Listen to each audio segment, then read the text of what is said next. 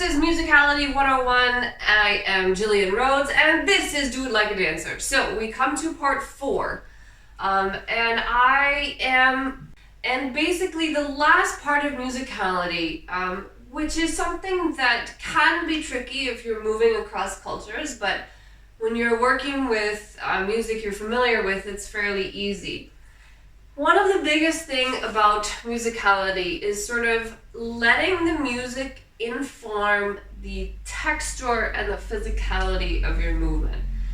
Music is not all the same. Like some of the different songs that I've played, even in this series as examples, show you the range of music, right? There's so many different ways of using music to tell a story, just as there's different ways of using movement to tell stories.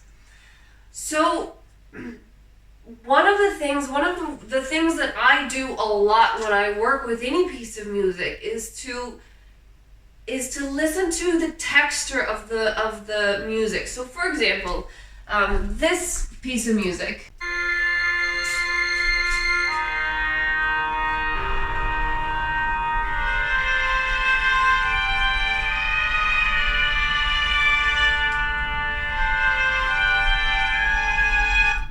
This music is automatically, we think it's sad. Why? Because it's slow, because it has these sort of discordant tones in it, because it doesn't ever properly resolve into something. It just sort of keeps going. It keeps adding new tension. It keeps introducing a note or a bass that just adds continual tension to the sound. So it's a very tense sound, which means that, you can play with that in your movement. You can add the tension to this sort of heavy, dark movement, right?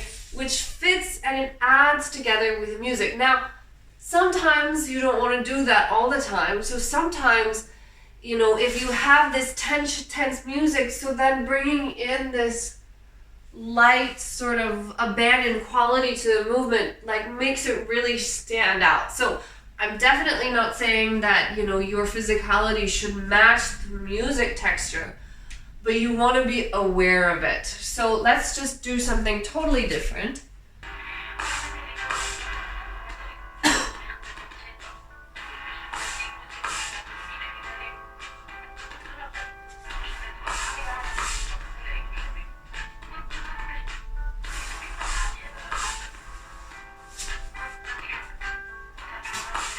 Now this is another dark piece, but it has this sort of relentless rhythm to it, and then the background of the person talking that adds this sort of overall feeling of anxiety, right? And so I've used this music a lot. I really like it. I really like this song. It's Please Don't Go by Jeremy Black from the YouTube audio library. And it's a wonderful piece of music, but it has this sort of driving rhythm to it that really sort of pushes the movement forwards. And then again, you can kind of take that and listen to the slower, melody of it, and then bring it back into this ta, ta, ta, right, with the anxiety of it. So one of the biggest things of musicality is to just sort of, again, it was like when I was talking with rhythm about slipping in and out of the beat. It's the same with the texture of the movement, is that you want to listen to the texture of the song and the movement, what it's telling you, if it's discordant, if it's harmonious, if the beat is really pushing, or if it's got a lot of layers, if it has this sort of ethereal quality to it. Some of that is just understanding how music works. And so the more you can listen to it, and the more you can sort of bring in the different textures of how movement works, movement and music, so that you can experiment with a music that is pushing hard, so you might add a faster movement, or a music which has this sort of discordant tension, you might bring that in, right? And then you can slip in and out of the texture of the music with the movement. So these are all the different things that I think about when I'm dealing with music, and from the just overall structure of the song to the beats and the rhythm to the phrasing and the patterns of it to the texture of it. These are the different things that I'm working with, and this is how I'm listening to music. And I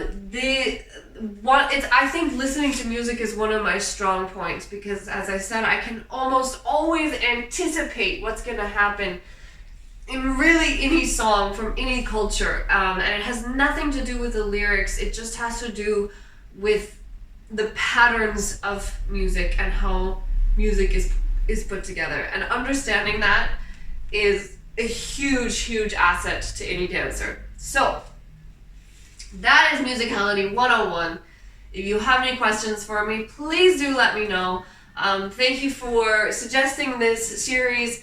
Thank you for watching, and please do all the YouTube things to help support this channel and help it grow. Share it, subscribe, like, comment, and if you'd like to know more about what I do, you can go to GillianRhodes.com, and to support more of my work, you can go to patreon.com/GillianRhodes. Thank you so much, and I will see you next time.